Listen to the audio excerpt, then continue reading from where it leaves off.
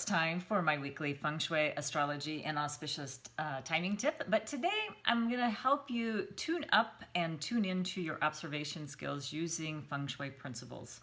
First, I'm going to go back a little bit to basics and define Feng Shui. Again, for you, literally, it means wind and water. That's what Feng Shui means. And the ancients studied landforms and what any given piece of land could provide for a person or a family, and even on a large scale, empires, big country, big pieces of land, and how to control those and prosper, if you will. So Feng Shui dates back about 3,000 years. It's based on the study of landforms. So this is what you see. You see a mountain, you see a river, and then things that you can't see, and these are called subtle energies, and that is, looking more at the yin and yang and the 5 elements. So my Grandmaster Joey Yap defines Feng Shui as the capacity to harness natural forces in nature to promote prosperity, harmony, vitality for constructive changes in our lives. So basically, what we want to do is find out where the areas are good in our home or on our property and use those, and avoid the challenging ones, and those are the ones that are going to cause you problems in life. So you want to avoid those areas. But if you really want to hear more, you can get a full interview with my Grandmaster that I did back in April. It was like April 13th.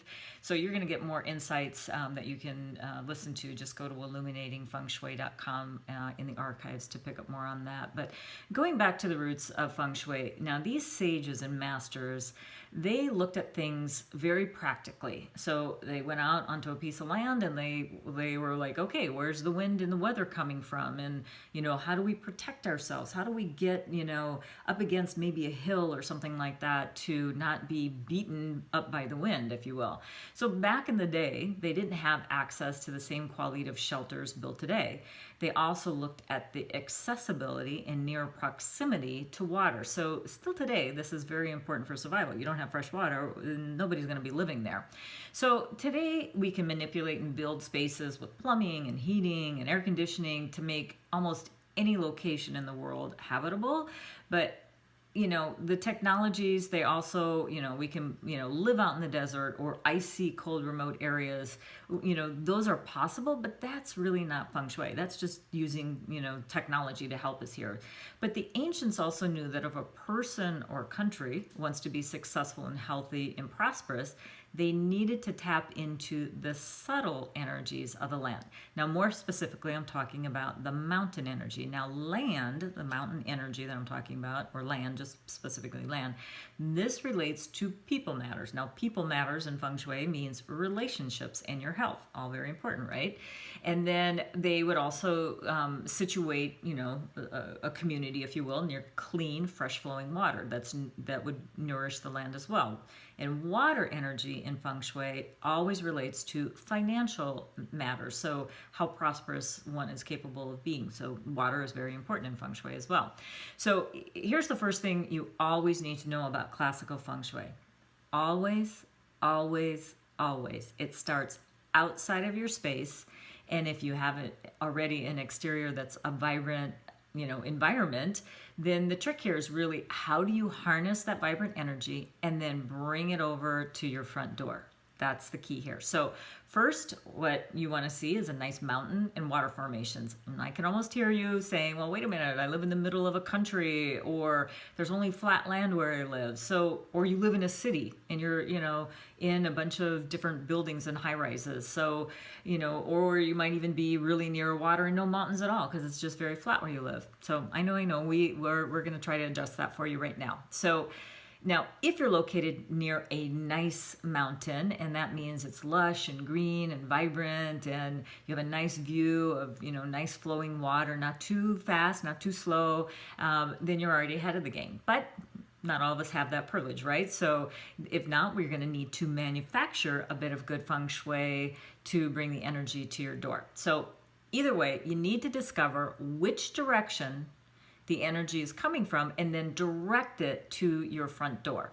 Now, if you live on a hill, it's going to be pretty darn easy. All you need to do, go out and, look up or down the hill. If it goes, the energy is coming from, the right or left, the energy is coming down because energy flows down a slope, if you will. Now, if you live in a piece of flat land, you'd be surprised how much grade or slope there is to your land anyway. So what you can do is roll a ball or a marble to see which way it rolls. Or if it's really, really, really flat, I have on my smartphone, because I actually look at properties that are on flat land, and I'll have a level that you can just download on your smartphone and just lay your phone right on the ground and see which way that little bubble is going, and that's going to be your energy flow. So next, what we need to do is create an embrace.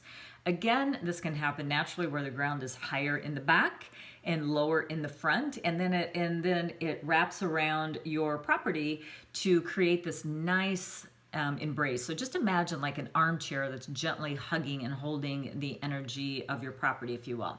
Now, this is where a bit of creativity or a good landscape architect can help you, but you can build an embrace.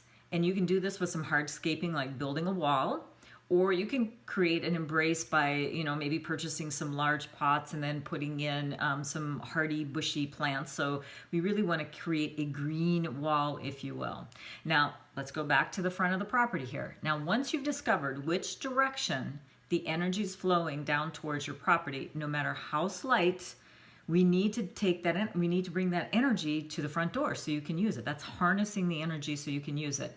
Now, you want to find the downside slope that you're going to be making this embrace. So for example, you're going to put a line of shrubs or, dense, bushes at the side, on the downside of the slope where the energy is coming down. So maybe another way to describe this, like imagine the ball rolling down the hill, and you don't want it to stop before your property. That's not serving you. You want it to actually come past, but you don't want it to actually go past your property. You want to stop it and bring it into your front door and your own property. So this is where we're going to be a little selfish. We're not going to give it to our neighbors. We're going to harness it, and so we can use it. Now, the next thing we need to do is have an unobstructed area leading up to our front door. So make sure that your front entrance is inviting and welcoming so you can bring that energy in.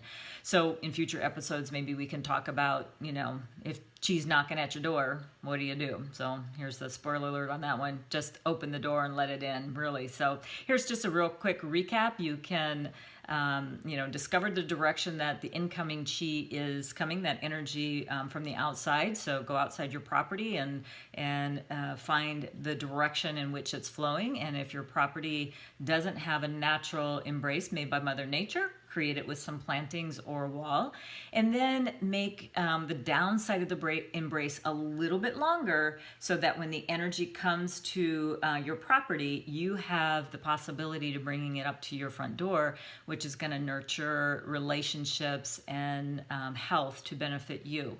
So please let me know if you have really any other type of feng shui or astrology or auspicious timing questions. I'd be happy to help answer them. So just reach out to me with any of your ideas or questions at Kathleen at 5elementsgroup.com. Thanks for spending time with me today. It really means a lot to me, and I really appreciate you taking the time out of your day. So tune in next week for another exciting episode on Illuminating Feng Shui. And until next week, may good chi follow.